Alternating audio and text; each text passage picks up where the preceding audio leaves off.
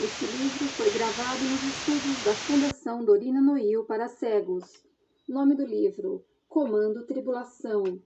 Autor: Tim LaHaye e Jerry Jenkins. Descrição da capa: fundo preto, uma faixa na parte superior com fundo avermelhado e traços em branco que lembram cometas.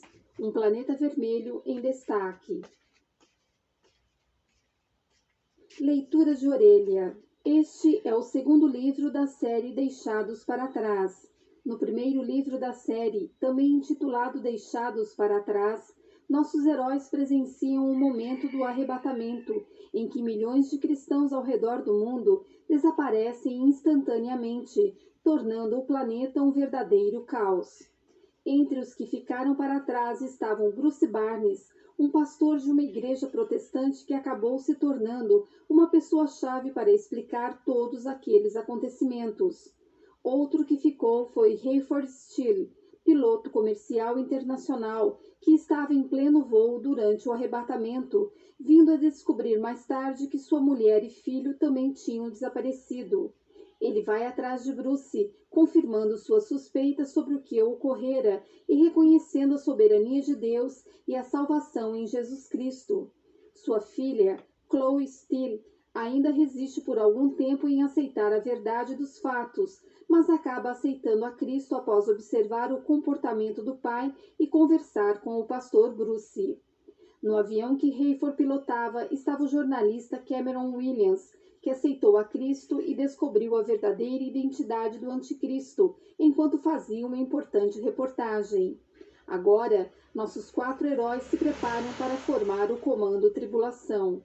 Tim LaHaye é escritor, pastor, comentarista de rádio e TV e palestrante na área de vida familiar. Concluiu seu doutorado no Western Baptist Seminary, em Portland, no estado de Oregon. Casado há mais de 50 anos com Beverly, ele tem 4 filhos, que já lhe deram 8 netos. Atualmente vive na Califórnia. Autor de grande sucesso, já escreveu 34 livros e foi traduzido para mais de 30 idiomas. Entre seus livros traduzidos para o português estão Um Homem Chamado Jesus, publicado pela editora United Press, O Ato Conjugal e Vida Familiar Controlada pelo Espírito, ambos publicados pela editora Betânia, e Temperamentos Transformados, publicado pela editora Mundo Cristão. Jerry Ben Jenkins já escreveu mais de 100 livros e já esteve na lista de best-sellers do The New York Times por 3 vezes. Ex-editor da Moody Magazine, Jerry também já escreveu diversas vezes para vários periódicos, como seleções, revistas de bordo e publicações cristãs em geral. Além disso, já escreveu diversas biografias e auxiliou Billy Graham em sua autobiografia. Hayford Steele ter uma pausa para descanso. Pendurou os audiofones no pescoço e vasculhou sua maleta à procura da Bíblia de sua esposa, admirado diante da rapidez com que sua vida mudara. Quantas horas ele perdera durante momentos ociosos iguais a este, dedicando toda a atenção a jornais e revistas que não tinham nada a dizer? Depois de tudo o que acontecera, só um livro poderia despertar seu interesse. O Boeing 747 estava ligado no piloto automático, tendo partido de Baltimore rumo ao aeroporto O'Hare de Chicago, onde deveria pousar às 16 horas de sexta-feira. Mas Nick, o novo copiloto de Hayford, olhava firme para a frente, como se estivesse pilotando a aeronave. Não quer mais conversar comigo, pensou Hayford. Sabia o que estava por vir e me mandou ficar quieto antes de eu abrir a boca. Você não vai se ofender se eu ficar aqui lendo por alguns instantes? Perguntou Hayford. O jovem copiloto virou-se e retirou o audiofone do ouvido. O que você disse? Hayford repetiu, apontando para a Bíblia. Pertencera à sua esposa, que ele não via há mais de 2 semanas e que provavelmente não veria nos próximos 7 anos. Desde que eu não tenha de ouvir sua leitura. Já disse em alto e bom som, Nick. Você acha que não me preocupo com o que pensa a meu respeito, não é isso? Como? Inclinando-se, Hayford aproximou-se dele e falou mais alto. O que você pensa de mim teria sido imensamente importante algumas semanas atrás, ele disse. Mas, sim, eu sei. E daí? Entendi, Steve. Está bem? Você e muitas outras pessoas pensam que foi Jesus. Não entro nessa. Iluda-se sozinho, mas me deixe fora disso. Hayford ergueu as sobrancelhas e deu de ombros. Você não me respeitaria se eu não tivesse tentado. Não tenha tanta certeza disso. Mas quando Hayford se virou para se dedicar à leitura, foi o Chicago Tribune, despontando de dentro de sua maleta, que lhe chamou a atenção. O Tribune, como todos os jornais do mundo, estampava na primeira página. Durante uma reunião particular na Organização das Nações Unidas, pouco antes da entrevista coletiva à imprensa de Nikolai Karpatia, aconteceu um terrível assassinato-suicídio. O novo secretário-geral da ONU, Nikolai Karpatia, acaba de dar posse aos 10 novos membros do novo Conselho de Segurança, parecendo ter cometido um erro ao empossar 2 homens para a mesma posição de embaixador dos grandes estados britânicos na ONU. De acordo com testemunhas, o bilionário Jonathan Stonagal, amigo e consultor financeiro de Karpatia, dominou de surpresa um guarda de segurança, apoderou-se de sua arma e atirou em sua própria cabeça, tendo o projétil atravessado e atingido mortalmente um dos novos embaixadores britânicos. A Organização das Nações Unidas permaneceu fechada durante o dia, e Karpatia lamentou a perda trágica de seus 2 caros amigos e fiéis conselheiros.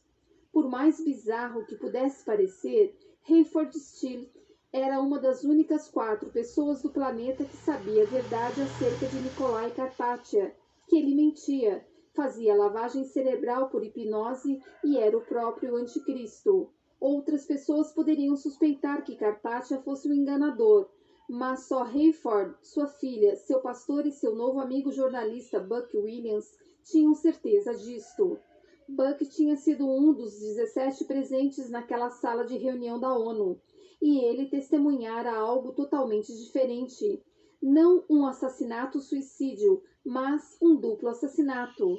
De acordo com Buck, o próprio Karpatia apossou-se da arma do guarda de segurança, obrigou seu velho amigo Jonathan Stonagal a ajoelhar-se e, em seguida, assassinou Stonagal e o embaixador britânico com um único tiro. Karpatia promoveu os assassinatos e depois, enquanto as testemunhas permaneciam sentadas e paralisadas pelo horror da cena, contou-lhes calmamente o que elas tinham visto. A mesma história que os jornais estavam relatando. Todas as testemunhas naquela sala, menos uma, confirmaram a história. A maioria sentiu um arrepio, mas acreditou. Até mesmo Steve Plank, ex-chefe de Buck e agora secretário de imprensa de Karpatia, até mesmo Hattie Durham, ex-chefe do serviço de bordo de Hayford, que se tornara assistente pessoal de Karpatia. Todos, exceto Buck Williams. Hayford duvidou quando Buck contou sua versão no escritório de Bruce Barnes 2 noites antes. Você foi o único da sala que presenciou o fato dessa maneira? Indagou, pondo à prova o articulista. Capitão Steele, respondeu Buck. Todos nós presenciamos o fato da mesma maneira. Mas a seguir Karpatia descreveu calmamente o que ele desejava que tivéssemos visto, e todos, menos eu, imediatamente aceitaram-no como verdadeiro. Não entendo como ele consegue explicar que o sucessor do homem morto estava presente quando aconteceu o assassinato e chegou a prestar juramento de posse. Mas agora não há evidências de que estive lá. É como se Karpatia me tivesse apagado da memória dos presentes. Pessoas que conheço juram que eu não estava lá, e elas não estão brincando. Chloe e Bruce Barnes olharam-se mutuamente e depois para Buck.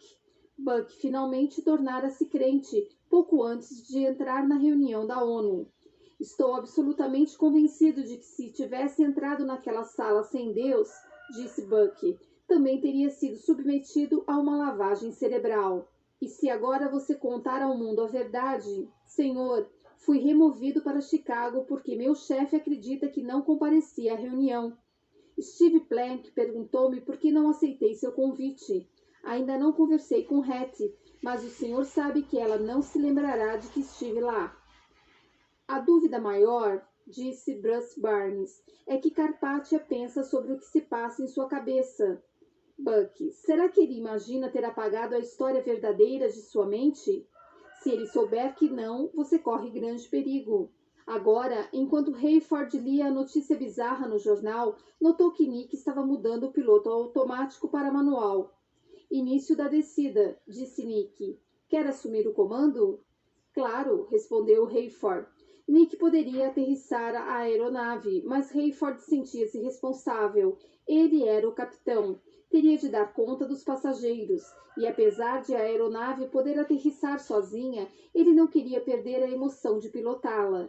Poucas coisas faziam-no lembrar da vida como ela fora algumas semanas antes. Aterrissar um 747 era uma delas.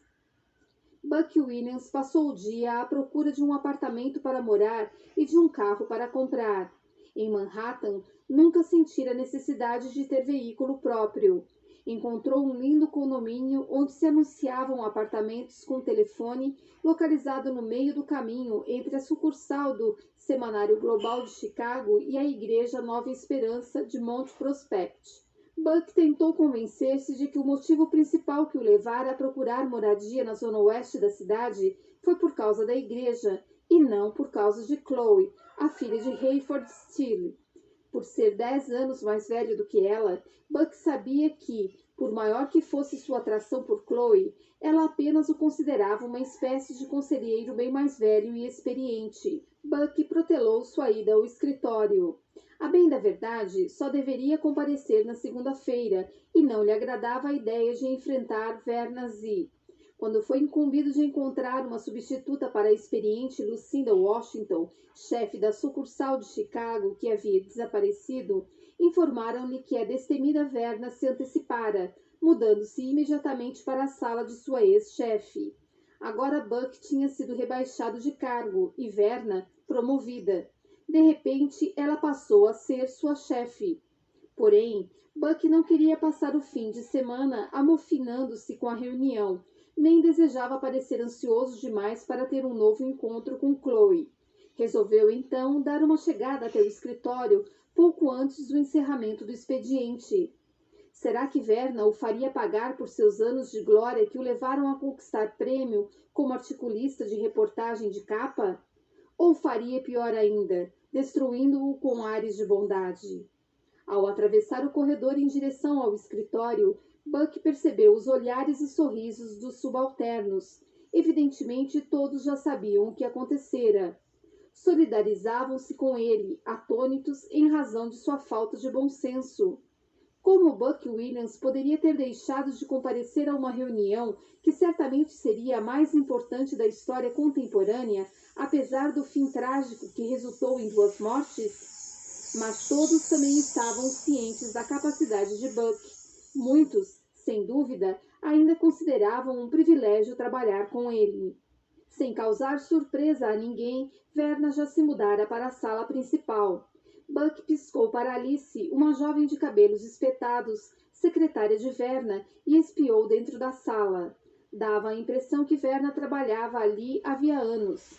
Já mudara os móveis de lugar e pendurara seus próprios quadros e placas de homenagem, demonstrando claramente que ocupava um cargo importante e adorava desempenhá-lo. Uma pilha de papéis entulhava a mesa de Verna e a tela do computador estava acesa, mas ela lançava um olhar perdido em direção à janela. Buck enfiou a cabeça no vão da porta e pigarreou. Viu que ela o reconheceu e se recompôs rapidamente. Cameron, disse em tom de voz seco, ainda sentada. Esperava que você só viesse na segunda-feira. Estou apenas fazendo um reconhecimento do local, ele disse. Pode me chamar de Buck. Vou chamá-lo de Cameron, se você não se importar. E eu me importo. Por favor, pode me chamar de... Vou chamá-lo de Cameron, mesmo que você não queira. Você informou a alguém que viria? Como assim? Você marcou horário? Horário? Comigo? Tenho uma agenda lotada, você sabe. E não há nenhum espaço para mim? Então você está pedindo para que eu marque um horário? Se não for incômodo, gostaria de saber onde vou aportar e que tipo de incumbências você tem em mente para mim. Que tipo de... Esses assuntos poderão ser discutidos quando nos reunirmos, disse Verna. Alice, veja se tem um horário livre em 20 minutos, por favor. Tem, gritou Alice, e terei satisfação em mostrar o cubículo do Sr. Williams enquanto ele aguarda, se você... Prefiro eu mesma fazer isso, Alice. Obrigada. Você poderia fechar a porta da minha sala? Alice olhou para Buck com ar de desculpa enquanto se levantava para fechar a porta. Ele achou que ela revirou os olhos em sinal de enfado. Você pode me chamar de Buck, cochichou. Obrigada, respondeu ela timidamente, indicando uma cadeira perto de sua mesa. Vou ter de esperar aqui como se estivesse aguardando o diretor? Ela assentiu com a cabeça. Alguém procurou por você pouco antes de sua chegada. Ela não disse quem era. Informei que você só estaria aqui na segunda-feira. Não deixou recado? Não. Então, onde fica meu cubículo? Alice olhou de relance para a porta fechada, como se temesse que Verna pudesse vê-la. Levantou-se e apontou por cima de várias divisórias em direção a um canto no fundo sem janelas. Era ali que ficava o bule de café na última vez em que estive aqui, disse Buck. E continua lá, disse Alice com uma risadinha. O interfone tocou. Pois não, senhora. Se vocês precisam conversar, poderiam falar mais baixo enquanto estou trabalhando? Desculpe. Desta vez Alice revirou os olhos de verdade. Vou dar uma espiada, cochichou Buck levantando-se. Por favor, não faça isso. Vai me criar problemas com a manda-chuva. Buck balançou a cabeça e voltou a sentar-se. Pensou nos lugares por onde andara, nas pessoas com quem se encontrara, nos perigos que enfrentara em sua carreira, e agora estava cochichando com uma secretária, para que ela não tivesse problemas com uma pretensa chefe que nunca foi capaz sequer de escrever uma comunicação interna. Buck suspirou. Pelo menos estava em Chicago, cercado de pessoas que se importavam com ele de verdade. Apesar de Hayford, Steele e Chloe partilharem de uma nova fé, ele ainda estava sujeito a profundas alterações de humor. Enquanto atravessava o aeroporto de O'Hare, passou abruptamente em silêncio por Nick e sentiu uma grande tristeza. Como sentia falta de Irene e Jaime. Não tinha dúvida nenhuma de que ambos estavam no céu. Talvez estivessem pranteando por ele. O mundo mudara de forma tão dramática desde os desaparecimentos que poucas pessoas haviam readquirido o senso de equilíbrio. Sentia-se agradecido por ter Bruce dando-lhe assistência, por Chloe e agora por Buck estar a seu lado trabalhando firme na missão que se propuseram levar adiante. Mas, às vezes, a simples ideia de enfrentar o futuro parecia um fardo muito grande. Foi por isso que sentiu um grande alívio ao ver o rosto sorridente de Chloe aguardando por ele no fim do corredor. Em 2 décadas de trabalho como piloto, adquirira o hábito de misturar-se aos passageiros que recebiam as boas-vindas no terminal. Quase todos os pilotos simplesmente desembarcavam da aeronave e dirigiam-se sozinhos para casa. Chloe e Hayford passaram a entender um ao outro como nunca acontecera antes. Rapidamente tornaram-se amigos e confidentes. Apesar de não concordarem em tudo, permaneciam juntos nos momentos de tristeza e dor, unidos pela nova fé e companheiros na missão, à qual deram o nome de Força Tribulação. Hayford abraçou a filha. Há algo errado? Não, mas Bruce esteve à sua procura. Convocou uma reunião de emergência do núcleo para o início desta noite. Não sei do que se trata, mas Bruce gostaria que levássemos Buck à reunião. Como você veio até aqui? De táxi. Sabia que você tinha deixado seu carro aqui. Onde Buck poderia estar? Ele saiu hoje à procura de um carro e de um apartamento. É difícil saber onde ele está. Você telefonou para o semanário? Falei com Alice, a secretária, no início da tarde. Bruce só deverá comparecer na segunda-feira, mas poderemos ligar novamente pelo telefone do carro. Isto é, você pode. Você é quem deve telefonar para ele, não acha? Não é melhor? Hayford conteve um sorriso. Sentada à sua mesa, Alice inclinou-se para a frente com a cabeça erguida, fitando Buck e segurando-se para não cair na gargalhada enquanto ele lhe contava algumas anedotas em voz baixa. Ele se perguntava o tempo todo como poderia encaixar todos os seus pertences que estavam em sua sala espaçosa no escritório de Manhattan, naquele cubículo onde o pessoal se servia de café. O telefone tocou e Buck ouviu a conversa dos dois lados da linha por meio da viva voz. Da outra extremidade do corredor, a recepcionista disse: Alice, Buck Williams ainda está aí? Bem na minha frente. Ligação para ele. Era Hayford Steele, telefonando do carro. Às 7h30 da noite? Disse Buck. Claro, estarei lá. O quê? Ah, sim. Diga a ela que retribuo o abraço. Nos encontraremos na igreja hoje à noite. Buck estava desligando quando Verna apareceu na porta e olhou com expressão de desagrado. Algum problema? Ele indagou. Em breve você terá um telefone, ela disse. Vamos, entre. Assim que Buck se acomodou na cadeira, Verna informou-lhe suavemente que ele não mais viajaria para o exterior trabalhando em reportagens de capa ou em matérias de impacto para o Semanário Global. Aqui em Chicago, exercemos um papel importante na revista, porém limitado. Ela disse, interpretamos as notícias nacionais e internacionais a partir de um ponto de vista local e regional e submetemos nossas reportagens a Nova York. Buck empertigou-se na cadeira. Quer dizer que estou sendo designado para a Bolsa de Mercadorias de Chicago? Não me venha com gozações, Cameron. Nunca vai conseguir. Você trabalhará em qualquer matéria que necessite de cobertura no decorrer da semana. Sua tarefa será canalizar o assunto ao editor-chefe e a mim, e eu decidirei se a matéria tem conteúdo e qualidade para ser transmitida a Nova York. Buck suspirou. Não perguntei ao chefão o que eu deveria fazer com meus trabalhos em andamento. Acho que nem você sabe. De agora em diante, seu contato com Stanton Bailey será também por meu intermédio, entendido? Você está me perguntando se entendo ou se concordo? Nenhuma coisa nem outra. Estou perguntando se aceita.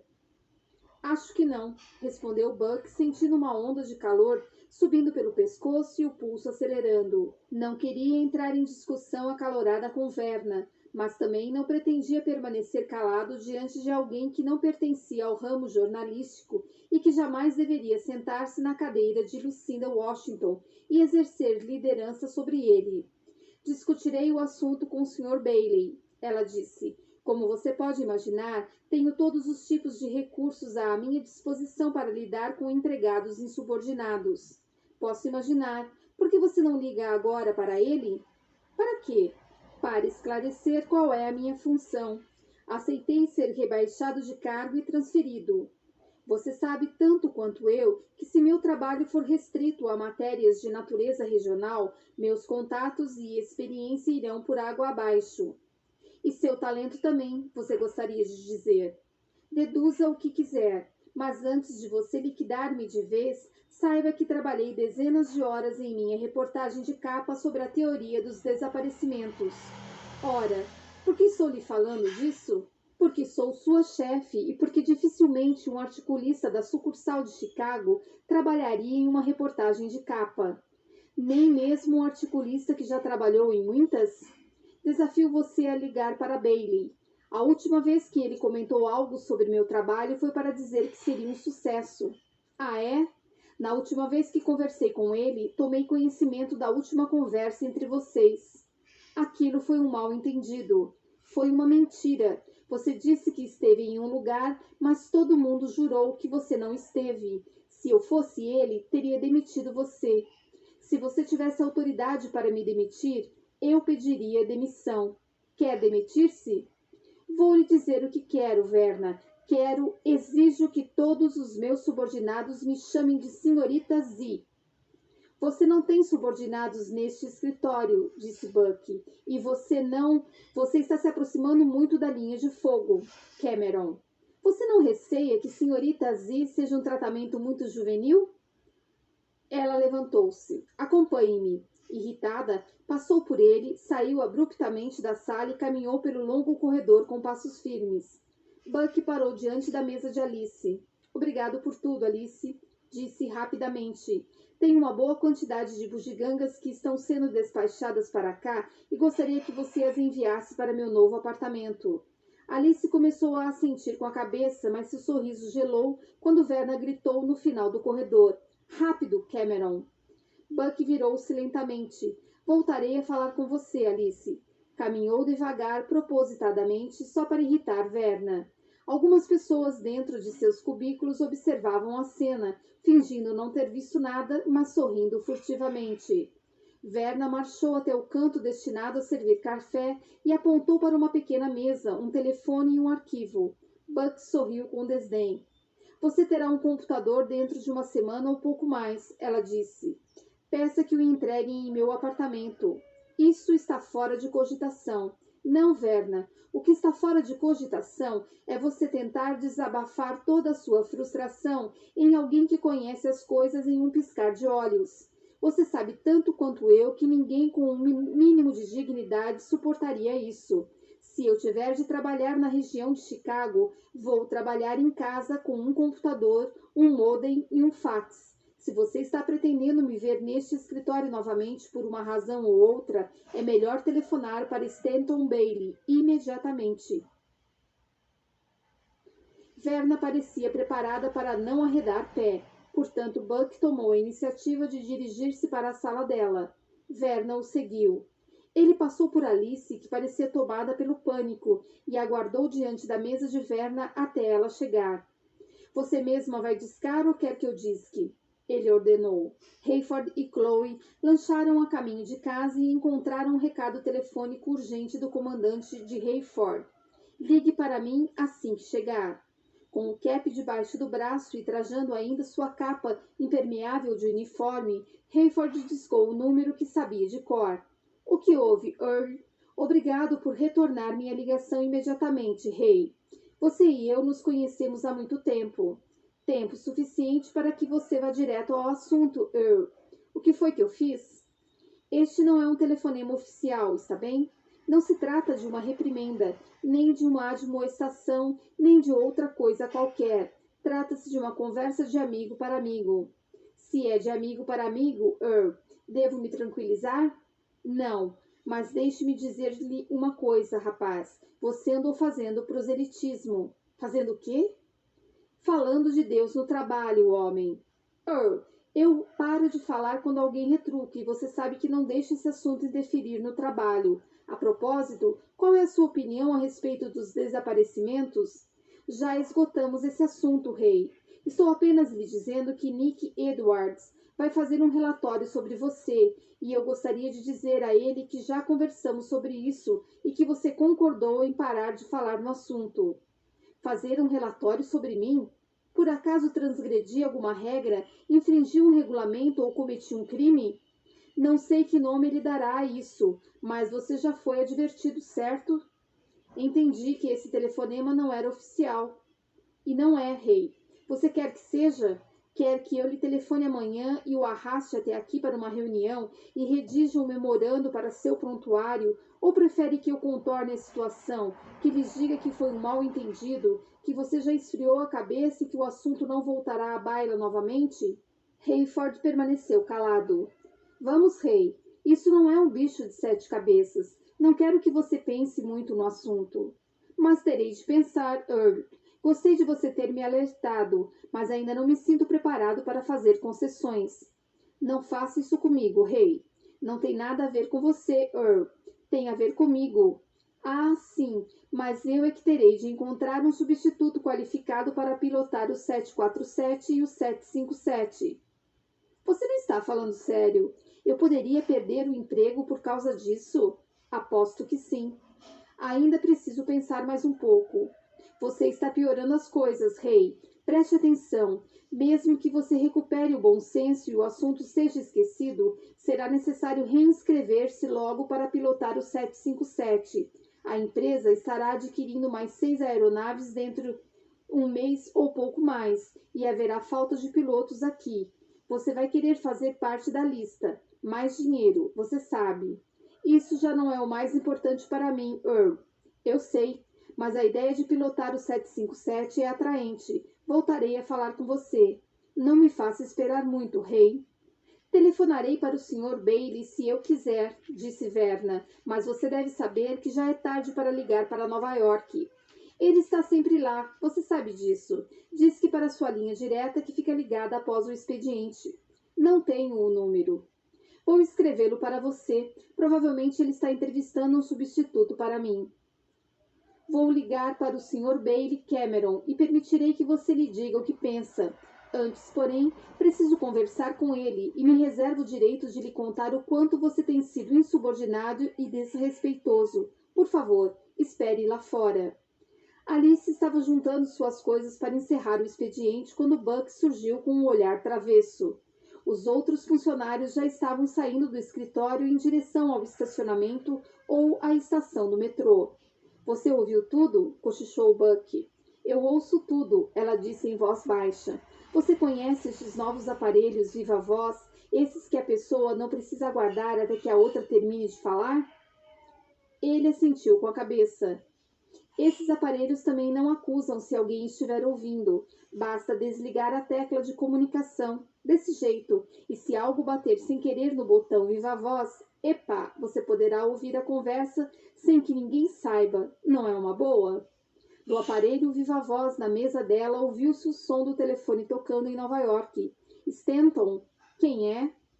Lamento, senhor, precisar aborrecê-lo a esta hora.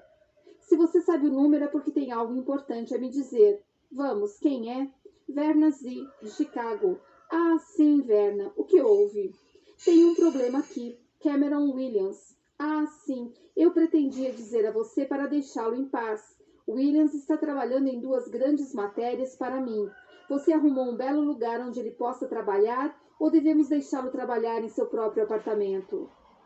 Temos um lugar para ele aqui, senhor. Mas Cameron foi grosseiro e insubordinado comigo hoje e... Ouça, Verna, não quero que você se preocupe com Williams. Ele está determinado a buscar explicação para algo que nem imagino, mas deixe que vá em frente. Ele ainda é uma estrela aqui e vai fazer mais ou menos a mesma coisa que tem feito. Receberá menos dinheiro, terá um cargo com menos prestígio e não voltará a trabalhar em Nova York. Mas suas tarefas partirão daqui. Você não precisa preocupar-se com ele, está certo? Na verdade, acho que seria melhor para ambos se ele não trabalhasse no escritório. Mas, senhor, tem algo mais a dizer, Verna? Bem, gostaria que o senhor me tivesse dito isso antes. Preciso de seu apoio. Ele agiu de maneira imprópria comigo e... E daí? Ele avançou sobre você, chegou a atacá-la ou fez algo parecido? Buck e Alice cobriram a boca com as mãos para não caírem na gargalhada. Não, senhor, mas deixou claro que não vai subordinar-se a mim. Sinto muito, Verna, mas ele não vai mesmo, está bem? Não vou desperdiçar Cameron Williams em trabalhos regionais. Com isso, não estou dizendo que não aprecie cada linha de texto que vem de seu escritório. Entenda bem. Mas, senhor, lamento muito, Verna. Há mais alguma coisa? Não estou sendo claro ou temos outro problema? Diga-lhe apenas para pedir o equipamento necessário, debitar as despesas na conta da sucursal de Chicago e receber as ordens diretamente daqui. Entendido? Mas ele deveria pedir... Verna, você realmente precisa que eu atue como mediador de um conflito de personalidades, estando a quilômetros de distância? Se você não pode resolver a questão sozinha... Posso, senhor, e resolverei. Obrigada. Lamento tê-lo aborrecido. O interfone tocou. Alice, mande-o entrar. Sim, senhora. E depois posso... Sim, pode ir embora. Buck percebeu que Alice arrumava suas coisas lentamente, como quem quer continuar ouvindo a conversa. Entrou rapidamente na sala de Verna, esperando poder conversar por telefone com Stanton Bailey. Ele não precisa falar com você. Deixou claro que não devo envolver-me em suas embromações. Estou ordenando que você trabalhe em seu apartamento. Buck sentiu vontade de dizer que seria difícil deixar passar em branco os comentários sarcásticos que ela proferira a seu respeito, mas já estava se sentindo culpado por ter escutado sua conversa às escondidas. Um sentimento novo, culpa. Tentarei ficar fora de seu caminho, ele disse. Será um prazer. Quando Buck chegou ao estacionamento, Alice estava à sua espera. Aquilo foi ótimo, ela disse. Você deveria envergonhar-se. Ele deu um largo sorriso. Você também escutou. Escutei sim. Tchau. Vou perder o trem das 6h30, ela disse, mas valeu a pena. Posso levá-la até a estação. Mostre-me onde fica a estação. Alice aguardou enquanto ele abria a porta do carro. Belo carro. Novinho em folha, ele respondeu. Era exatamente como se sentia. Hayford e Chloe chegaram adiantados à Igreja Nova Esperança. Bruce estava lá, terminando de comer um sanduíche. Ele aparentava ter bem mais do que seus 30 e poucos anos. Depois de cumprimentá-los, ajeitou os óculos no lugar e recostou-se na cadeira. Vocês localizaram Buck? Indagou. Ele disse que viria, respondeu Hayford. Qual é o assunto urgente? Você ouviu as notícias hoje? Por alto. É algo significativo? Acho que sim. Vamos aguardar a chegada de Buck. Enquanto isso, deixe-me contar o que aconteceu comigo hoje, disse Hayford. Quando ele terminou, Bruce estava sorrindo. Aposto que isso nunca constou de seu prontuário antes. Hayford balançou a cabeça e mudou de assunto. Parece muito estranho Buck fazer parte do núcleo, principalmente por ele ser tão novato no assunto. Somos todos novatos, não? Disse Chloe. Verdade.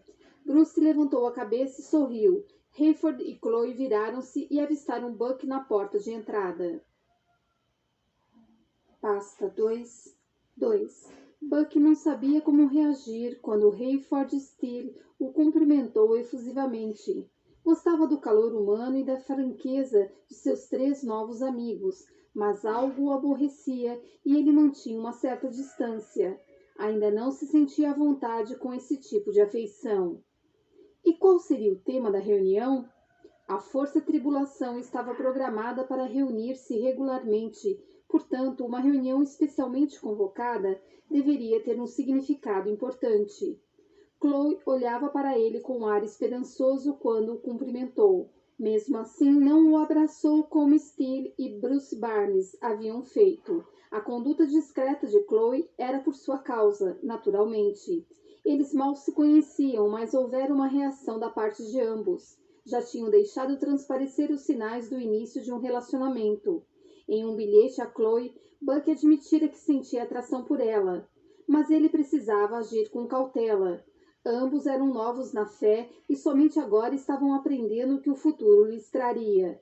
Só um tolo iniciaria um relacionamento em tempos como este. E ele não era exatamente isso, um tolo? Como pôde ter levado tanto tempo para conhecer Cristo, apesar de ter sido um aluno brilhante, um jornalista internacional e um pretenso intelectual? E o que estava acontecendo com ele agora? Sentia-se culpado por ter ouvido seus chefes discutindo a seu respeito por telefone. No passado, jamais teria dado a mínima importância a um fato como esse. As artimanhas, os esquemas e as mentiras que ele preparara e contara para conseguir uma reportagem dariam para escrever um livro. E agora, seria ele tão bom jornalista como sempre foi, tendo Deus em sua vida parecendo alfinetar sua consciência mesmo diante de coisas insignificantes? Hayford percebeu o desconforto de Buck e a hesitação de Chloe. Porém, o que mais o impressionou foi a mudança quase instantânea no semblante de Bruce. Bruce sorrira diante da história contada por Hayford a respeito de seu problema no emprego. E sorriu quando Buck chegou. De repente, contudo, o rosto de Bruce anuviou-se. Seu sorriso desapareceu e ele estava tendo dificuldade de recompor-se. Hayford era inexperiente nesse tipo de sensibilidade. Antes do desaparecimento da esposa e do filho, fazia anos que não chorava. Sempre considerou que as emoções eram um sinal de fraqueza e falta de virilidade. No entanto, após os desaparecimentos, viu muitos homens chorar. Estava convencido de que os sumiços por todo o mundo tinham sido ocasionados por Cristo ao arrebatar sua igreja, mas para aqueles que foram deixados para trás, o evento foi catastrófico. Mesmo para ele e Chloe, que se tornaram crentes em razão disso, o horror de perder os membros da família foi terrível. Houve dias em que Hayford se sentiu tão angustiado e saudoso da esposa e do filho que teve dúvidas se conseguiria prosseguir. Como pôde ser tão cego? Que fracasso ele havia sido como marido e como pai. Bruce, porém, era um sábio conselheiro. também perdeu esposa e filhos, e ele, acima de tudo, deveria estar preparado para a vinda de Cristo. Com o apoio de Bruce e a ajuda das duas outras pessoas presentes naquela sala, Hayford sabia que poderia prosseguir. Contudo, havia algo mais na mente de Hayford do que uma simples luta